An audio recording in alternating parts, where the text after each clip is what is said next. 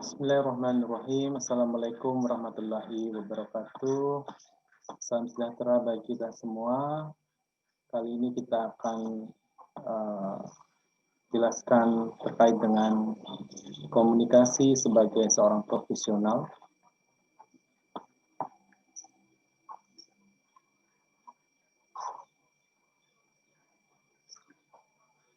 Oke, baiklah. Kita sebenarnya sudah melakukan aktivitas komunikasi sepanjang hidup kita. Tetapi sebelum kita mengalami komunikasi dalam dunia kerja, mungkin perlu penyesuaian khusus. Dan dalam chapter ini, ya nantinya akan kita bahas apa yang diharapkan oleh pemberi kerja kita, atau dalam hal ini owner perusahaan berharap karyawan atau anggota timnya memiliki kemampuan profesional dalam berkomunikasi. Oke, apa sih profesionalisme itu yang diharapkan oleh pemberi kerja nantinya? Yang pertama adalah excellent, ya. Excellent dalam hal ini berusaha untuk melakukan semua aktivitas secara sempurna. Dalam hal ini berusaha berjuang untuk berprestasi, memaksimalkan upayanya. Excellent. Yang kedua adalah teamwork, menjadi pemain tim, ya. Kerja tim ini yang dituntut dalam sebuah organisasi, ya, karena kita bekerja dalam suatu organisasi atau perusahaan yang terdiri dari berbagai macam orang, banyak orang di sana, dan kita harus bisa bekerja dalam tim. Dan yang ketiga, ethical behavior, ya, membuat keputusan yang etis, ya, sesuai aturan, ya. Profesionalisme yang keempat yaitu dependability. Dependability ini menjadi being dependable atau accountable, mampu diandalkan dan accountable, bertanggung jawab, ya. Yang kelima, etiket, menunjukkan etika yang baik, ya, demonstrate a sense of etiquette. Jadi dia memiliki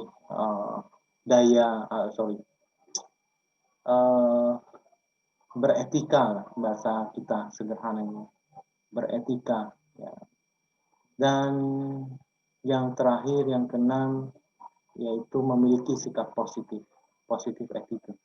Sikapnya selalu positif yang dapat mempengaruhi teman-teman atau anggota organisasi menjadi positif juga, ya. Tidak dalam tanda kutip ada nih anggota organisasi kita yang sering gembosi, berbicara yang negatif sehingga yang lain terbawa. Nah, ini tidak profesional, ya. That is profesionalisme. Apa yang dimaksud profesionalisme? Dan berikutnya adalah ini yang diharapkan oleh pemberi kerja, ya, atau owner dari perusahaan, ya. Saya harap nanti saudara juga demikian sebagai ownernya dan menginginkan pastinya pekerjanya seperti apa sih, apa yang harus dimiliki oleh pekerjanya. Yang pertama adalah organizational skill, ya. Memiliki skill organisasi, dia bisa mengorganisasi, organizing ide-idenya dan informasi secara logis dan komplit. Ini kemampuan individu untuk mengorganisasi ide dan informasi secara logis dan komplit, ya. Yang kedua adalah terkait dengan coherent and persuasion. Ini adalah informasi yang disampaikan atau expressing idea yang tadi, yang dia mampu mengorganising, dia harus mampu mengekspresikan idenya atau informasi yang dia miliki secara komplit dan persuasif. Persuasif ini mampu mempengaruhi. Nah, ini dalam hal ini nantinya kita terkait dengan komunikasi pemasaran, marketing communication di dalam business communication adalah salah satu bentuknya adalah komunikasi pemasaran yang berusaha mempengaruhi, mempersuasi orang atau target market untuk membeli produk kita.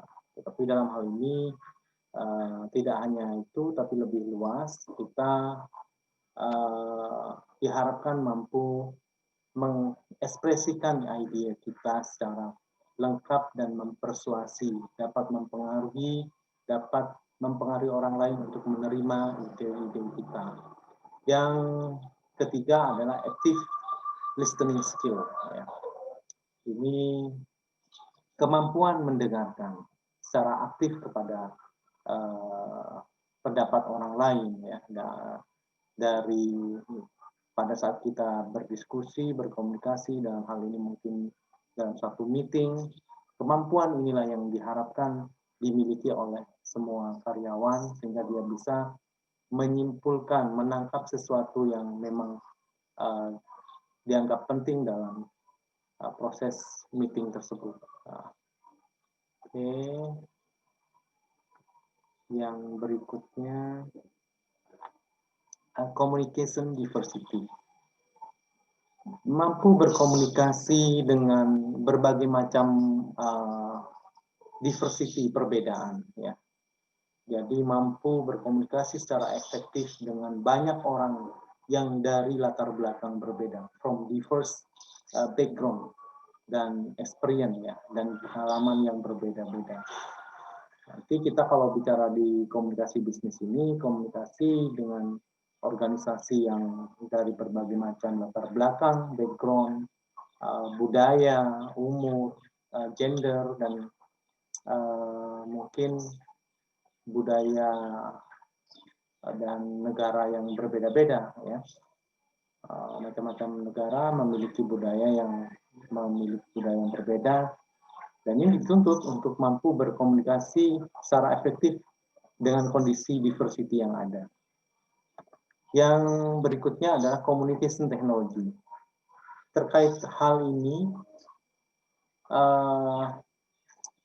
employer berharap bahwa kita memiliki kemampuan menggunakan teknologi secara efektif dan efisien. Apalagi dengan teknologi perkembangan saat ini yang cukup maju, pesat sekali, sehingga kita dituntut sebagai bawahan, karyawan, tim, anggota tim harus menggunakan teknologi komunikasi tersebut secara efektif. Ya, harus bisa dan bahkan mungkin efisien, ya, harus mengefisiensikan. Dan yang keenam adalah writing and speaking skill, kemampuan menulis dan berbicara, ya. Ini terkait dengan, ya, karena dari berbagai macam negara nantinya business communication atau komunikasi bisnis itu kan bisnisnya tidak hanya lokal, ya, lebih ke internasional dengan berbagai macam negara, sehingga salah satu bahasa internasional yang harus dipahami adalah bahasa Inggris. Kita harus mampu, ya, berbicara dengan baik, menulis secara grammar, bicara spellingnya benar, dan terkait berbagai macam urusan bisnis seperti korespondensi dan sebagainya. Harus memiliki kemampuan di sana, writing and speaking skill, ya. Oke. Berikutnya adalah yang ketujuh, ya, business etiquette. Apa sih business etika? Dia memiliki etika bisnis, ya.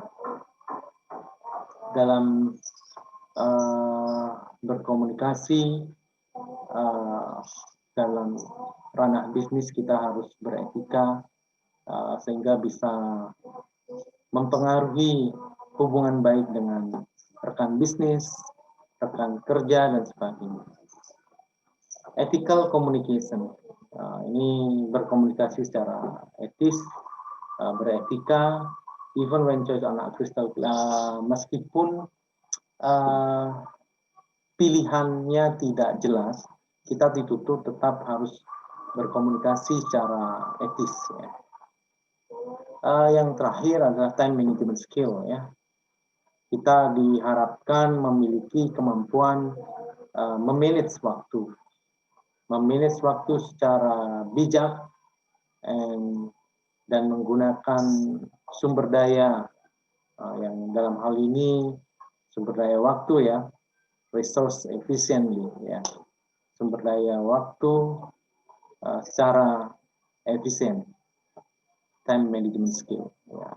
Sehingga nantinya jika ada pekerjaan bisa menyelesaikan dengan tepat waktu, memilah-milah waktu yang harus dibagi untuk setiap pekerjaannya. Dan ini communication in organizational context. Nah, ini sudah pernah saya jelaskan.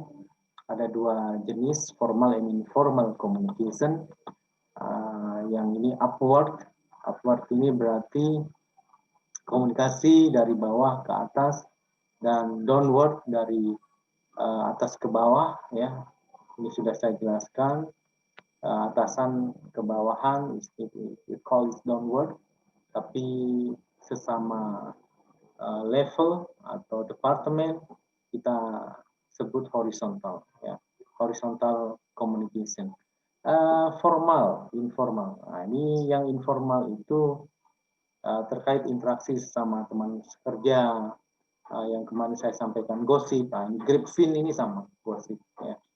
Secara informal berinteraksi teman sejawat, seringkali timbul grapevine, ini apa ya, cangkruan atau kemarin bikin rumor ya. Dan untuk saat ini ada sosial media. Sosial media ini seringkali dimanfaatkan untuk melakukan komunikasi informal. Dan saat ini tidak hanya informal, tapi juga sosial media ini juga bisa digunakan sebagai saluran atau media berkomunikasi internal organization atau internal business, itu untuk melancarkan informasi atau komunikasi yang ada di suatu organisasi. Ya, ini hampir kita gunakan untuk saat ini untuk mendukung proses komunikasi yang baik, proses lancarnya informasi agar supaya bisa cepat sampai ke seluruh anggota tim atau karyawan. Hal yang penting dalam berkomunikasi yang perlu kita pahami yaitu center on your audience ya, atau kita sebut the you attitude, audience center approach ya, pendekatan yang berpusat pada audiens. Tujuannya adalah sebenarnya kita harus bisa memahami audiens kita, memposisikan diri kita sebagai audiens sehingga kita lebih mudah menyampaikan pesan dengan memahami perasaan, kondisi internal audiens.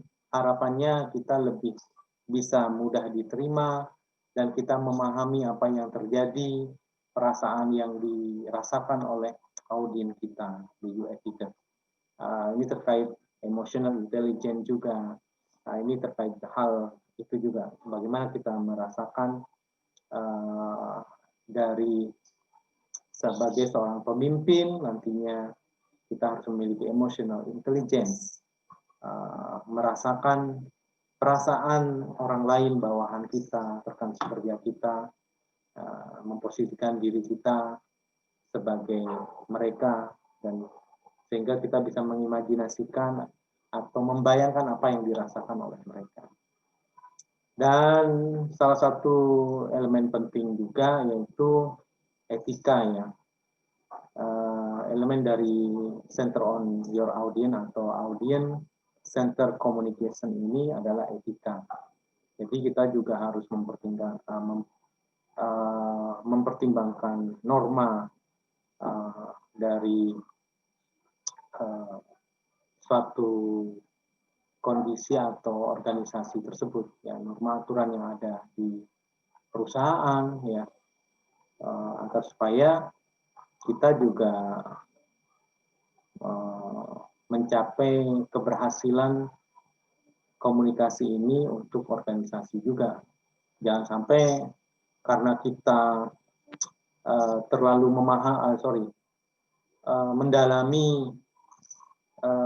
rekan audiens kita atau teman sejawat kita, ternyata ada sesuatu yang negatif tidak sesuai norma bisnis, etika bisnis, katakanlah mau berbuat curang dan sebagainya. Jangan, meskipun kita, oh ternyata rekan sejawat atau bawahan saya ini cenderung menginginkan sesuatu yang negatif. Nah, ini menjadi hal yang penting, elemen penting dalam audience center ini. Tidak boleh melanggar etika, bisnis etikanya seperti apa, ya, yang benar. Meskipun kita tahu ini inginnya ingin ke hal-hal yang negatif, ya kita arahkan, tidak sesuai, kita berikan penjelasan, pemahaman bahwa itu kurang baik, kurang benar dilakukan, ya. Bukan kurang benar, memang tidak benar, ya. Oke. Yang terakhir terkait dengan tantangan unik dari komunikasi bisnis ini, ada beberapa tantangan yang membutuhkan skill yang tinggi dalam komunikasi bisnis, karena ada lima isu nantinya. Kenapa membutuhkan skill yang tinggi untuk komunikasi bisnis ini? Yang pertama terkait dengan globalisasi dari bisnis tersebut, sehingga menyebabkan workforce diversity. Apa tadi yang saya sampaikan, diversity dari pekerjaannya, ya. And then the increasing value information, meningkatnya informasi nilai, ya. Saya langsung aja biar cepat. Oke. Dan pervasiveness of technology, evolution of organizational structure, and growing reliance of teamwork. Oke, global business yang pertama, workforce diversity, ya. Workforce diversity inilah yang saya jelaskan bahwa ini yang disebabkan oleh global business, sehingga kita akhirnya bekerja tidak hanya dengan satu orang budaya negara tertentu, katakanlah Jawa dengan Jawa, Madura dengan Madura. Tidak lagi, karena globalisasi itu, kalau kita nanti bekerja di suatu organisasi yang cukup besar, pastinya akan bekerja dengan orang dari berbagai negara, ya. Workforce diversity, salah satu keunikan tantangan dalam komunikasi bisnis, sehingga kita harus mampu dituntut secara profesional tadi, mampu berkomunikasi secara efektif dengan berbagai latar belakang diversity. And then the value of information, nilai dari informasi, ya. Meningkatnya nilai dari informasi, ada 3 hal penting yang disampaikan di sini, yaitu kompetitor. Kompetitor ini terkait dengan competitive insight, wawasan persaingan, ya, dalam berkompetisi di suatu organisasi bisnis. Semakin kita tahu tentang pesaing atau perusahaan sejenis atau pesaing kita, dan perencanaan mereka seperti apa, itu akan menjadi lebih baik untuk perusahaan bisa menyesuaikan apa langkah yang harus dilakukan, merencanakan untuk menghadapi apa yang akan dilakukan oleh pesaing kita ya, competitor insight. Kalau kita tahu kompetitor seperti apa, informasi penting itu, ya ini pastinya di-keep ya. Kalau kita memahami, mengetahui dengan informasi tertentu terkait dengan bisnis plan-nya, rencana bisnisnya seperti apa. Kita juga bisa memanfaatkan informasi yang bernilai itu untuk menyesuaikan atau bahkan bagaimana nantinya bisa memanfaatkan untuk melakukan penyerangan dalam konteks bisnis ya. Oh ternyata di sana mau launching produk baru, nah, kita memahami produk baru, apa kebaruannya mungkin bisa kita kaji sehingga menjadi poin yang akan mendukung keberhasilan kita atau perusahaan bersaing dengan pesaing tersebut. Dan dari sisi customer, pelanggan atau konsumen,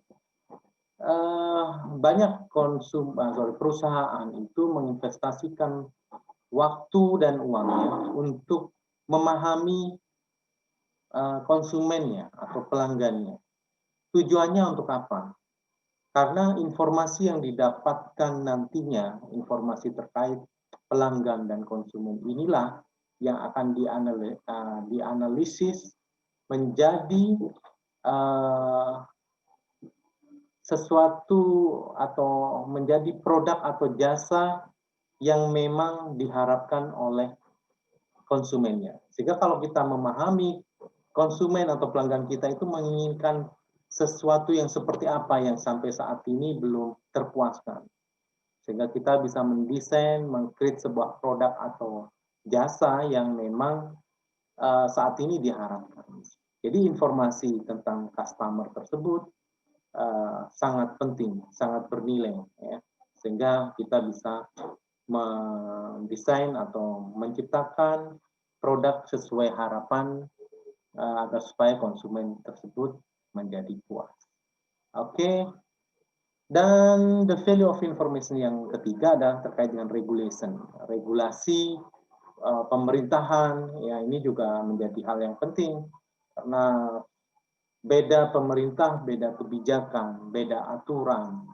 Ya, contohnya mungkin terkait dengan ya buruh atau sekarang yang lagi rame ya apa yang lagi di demo law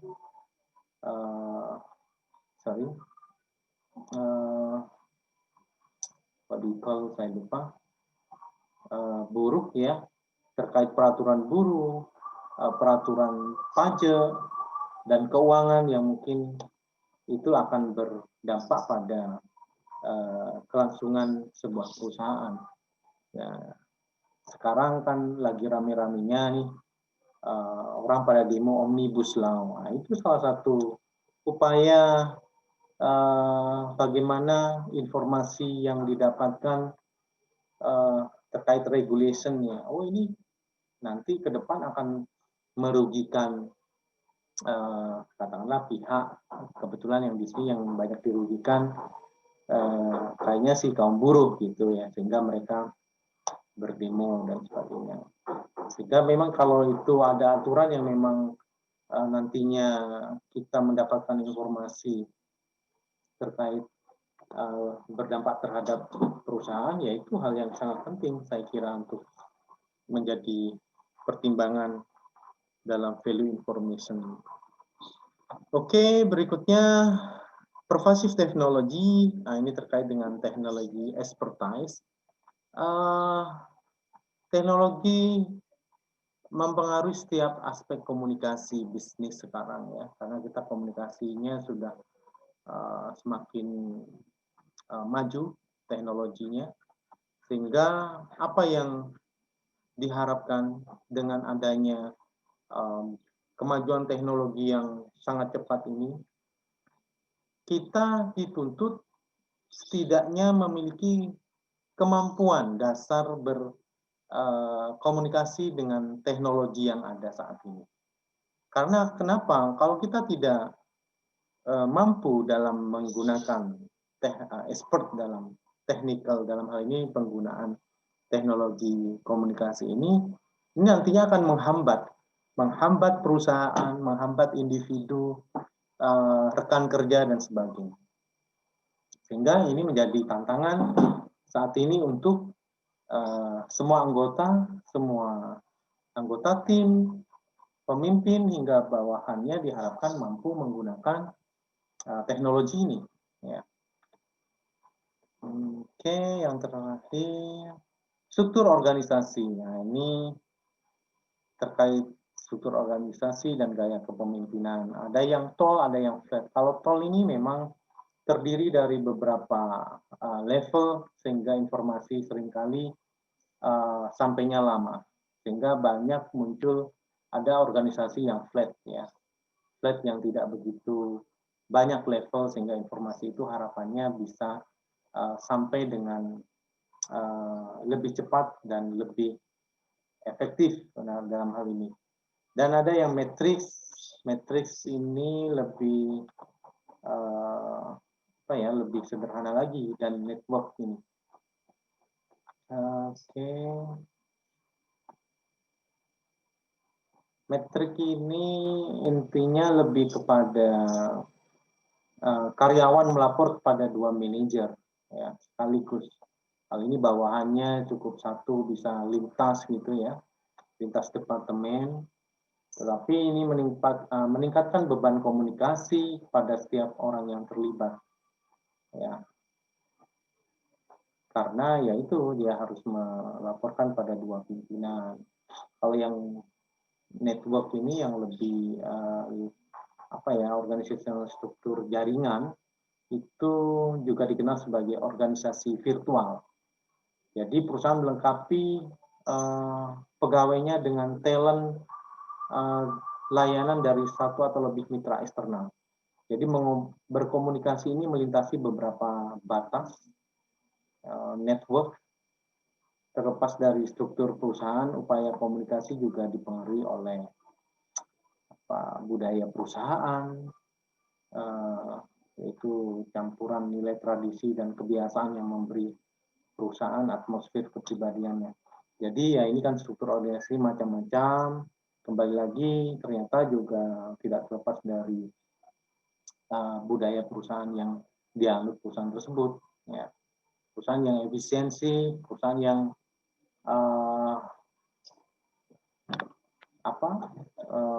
on time dan sebagainya. Nah, ini peduli lingkungan sosial dan sebagainya, ini harapannya berbeda-beda budayanya.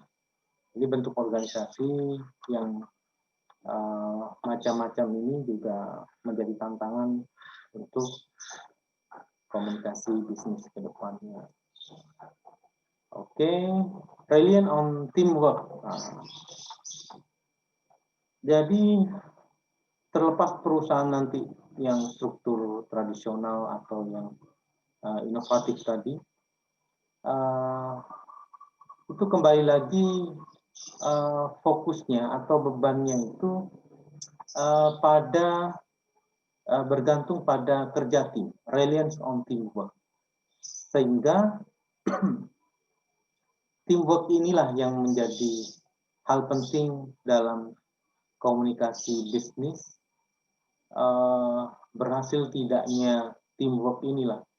Kalau struktur organisasi memang kita mendesain sedemikian rupa harapannya agar komunikasi bisa berjalan sesuai harapan. Tapi bergantung pada kerja tim kembali. Jadi apa yang menjadi hal yang penting dalam teamwork ini yang perlu kita kaji, mungkin next meeting akan kita kaji ya, terkait dengan komunikasi yang efektif ya, dan dynamic group yang kompleks, dinamika kelompok yang kompleks. Nah, ini mungkin minggu depan kita akan bahas dinamika kelompok ya.